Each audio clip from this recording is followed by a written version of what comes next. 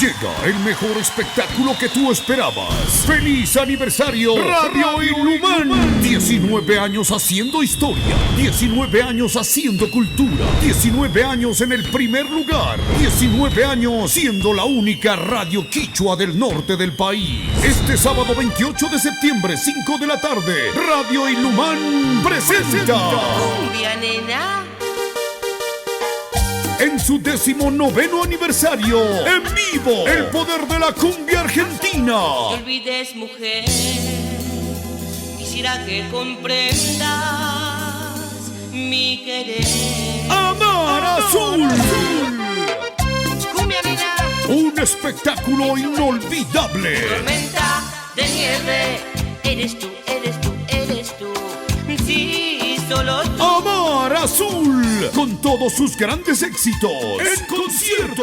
Un licor y una cerveza, quiero tomar, me pone de la cabeza. En un concierto único para Imbabura y Radio Ilumán te lo hace realidad. Sé que tomaré, porque me quito. Además, por los 19 años de Ilumán FM, música andina en vivo, junto a Mana Maimanda, Asamacuna.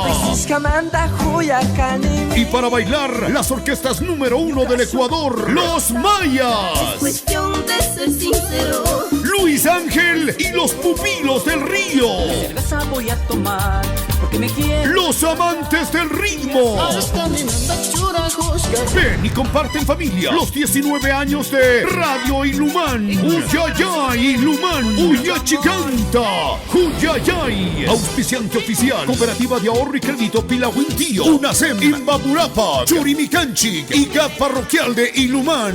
Y ¡que viva Radio Ilumán! ¡Que viva!